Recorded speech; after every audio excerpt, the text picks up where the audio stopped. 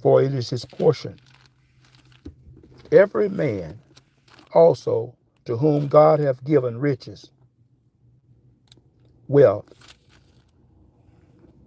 and have not given him power to eat thereof, and to take his portion, to rejoice in his labor. This is the gift of God. For he shall not much more remember the days of his life, because God answered him in the joy of his heart. Reading to you from the book of Ecclesiastes. The book came right after the book of Proverbs, and we're now at the 6th chapter.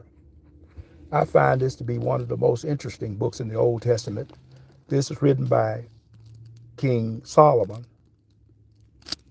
He's talking about all the wisdom and knowledge that God had given him. And he's talking about how he enjoyed all of the things of his life. He enjoyed his riches, his wealth, his power. He gave himself to no joy and the folly. He just did everything to excess. He tried it all. He tried to live it all 100%. But he found it all to be vanity and vexation of the spirit. There is an evil which I have seen under the sun, and is commonly among men. A man whom God hath given riches and wealth and honor, so that he wanteth for nothing, his soul of all that he desired. Yet God giveth him no power to eat thereof, but a stranger eat it.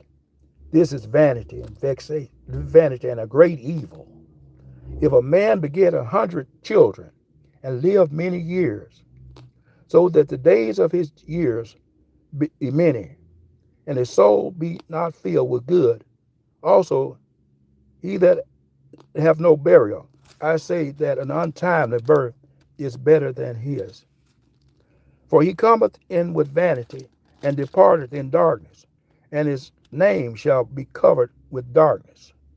Moreover, he that hath not seen the sun, nor known anything, this have more rest than the other. Yea, though he live 1,000 years twice told, yet he seemed no good. Do not all go to one place. All the labors of man is his mouth, and yet the appetite is not filled. Bless the Lord today. For what hath the wise more than the fool? And who hath the poor that knoweth to walk before the king, before the living? Better is the sight of the eye than the wandering of the desire. This is also vanity and vexation of the spirit. In other words, he's saying, better is the one who can see a thing than he that wanders after the things in his mind. If you can what you want, latch on to that. Have that which you can see and hold. Don't wonder about things that you can't see, you don't know. Set your desires upon the things that are obtainable. Don't lust after things which only you can imagine. That which hath been is namely already, and is known, that is man. Neither may he contend with him that is mightier than he. Seeing there is many things that increase vanities, what is man better? For who knoweth what is good for man in this life, all the days of his vanity?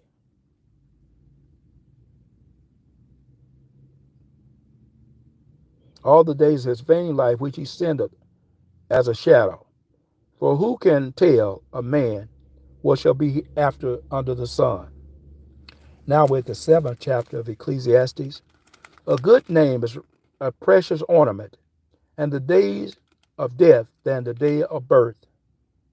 It is better to go to the house of mourning than to the house of feasting, for that is the end of all men, and the living will lay it on his heart.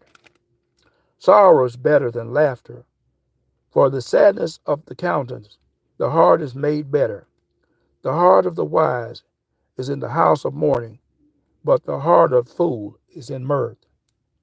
It is better to hear a rebuke of the wise than for a man to hear the song of fools.